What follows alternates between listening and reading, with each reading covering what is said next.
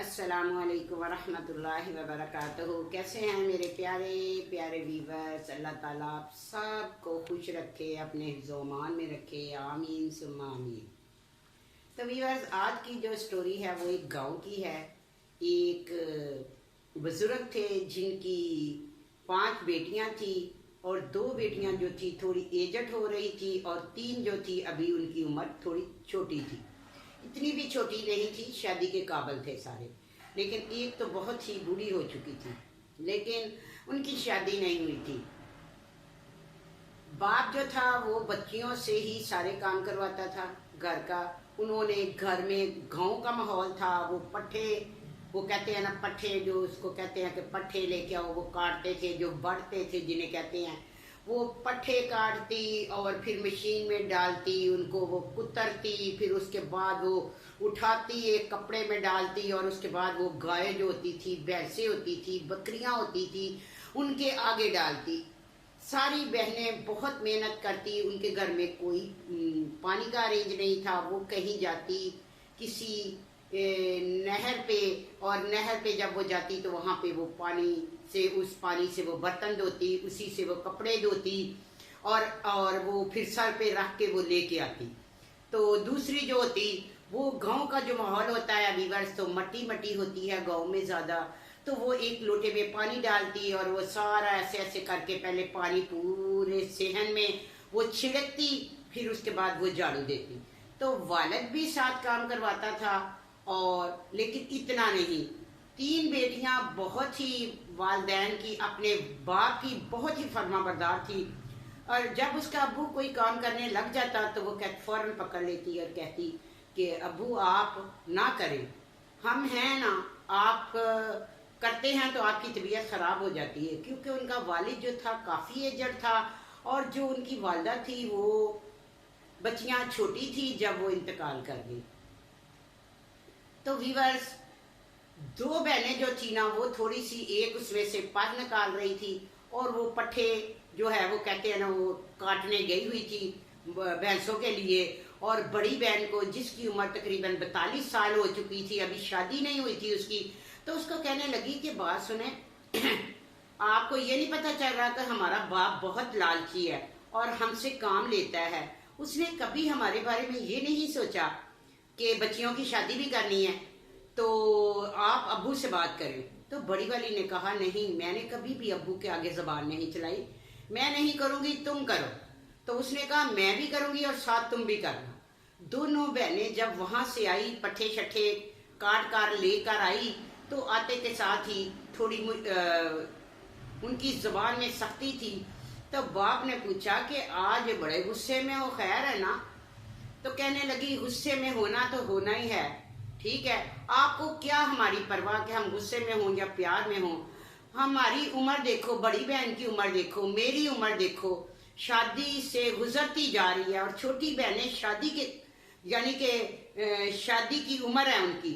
तो अब्बू आपको तो कुछ भी फिक्र नहीं है, आपको सिर्फ ये है कि मेरी बेटियां घर का काम संभालें, डंगर जानवर जो भी हैं इनको संभालें, इनके पट्ठे काटें, घर का काम करें, और आपको हमारे कोई फिक्र नहीं है। आपकी जिम्मेदारी है कि जब बच्चियां जवान हो जाए तो उनकी शादी करनी चाहिए। तो उसने कहा कि खबरदार, तुम लोगों की इतनी जबान हो गई है कि अपना के बाप के आगे बोलो, तो अभी कोई तुम बुढ़ी नहीं हुई तो हो जाएगी शादियां तुम्हारी। तो वो कहने लगी कि अब्बू आप बस अब हमारी शादी कर दे आप।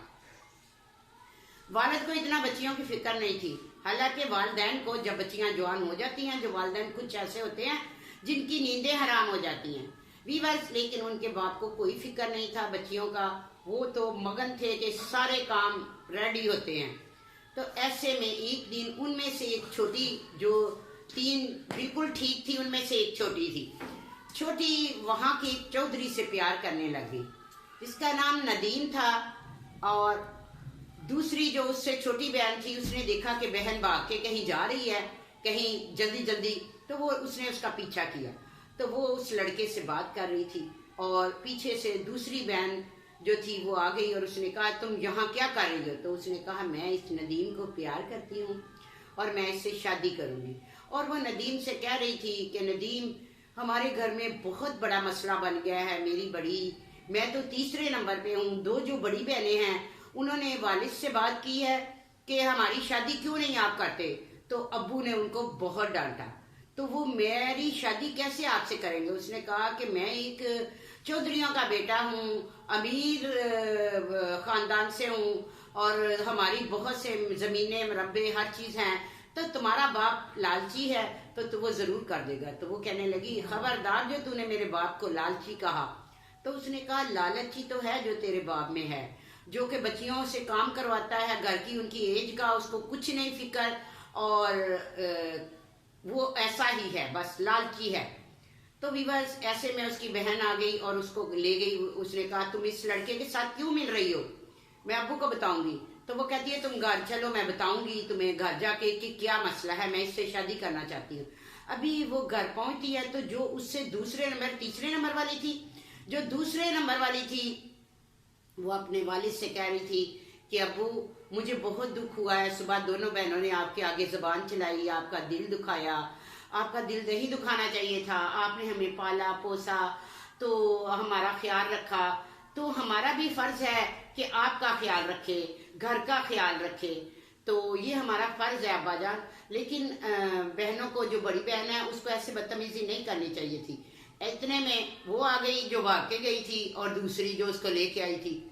تو اس نے آ کے اپنے والد کو بول دیا کہ یہ کہاں گئی تھی، اس سے پوچھے تو میں اس کو کہاں سے لے کے آئی ہوں. تو اس نے کہا کہاں لے کے آئی؟ تو اس نے کہا ہاں تو میں بتا دیتی ہوں، مجھے کون سا ڈر ہے ابا کا.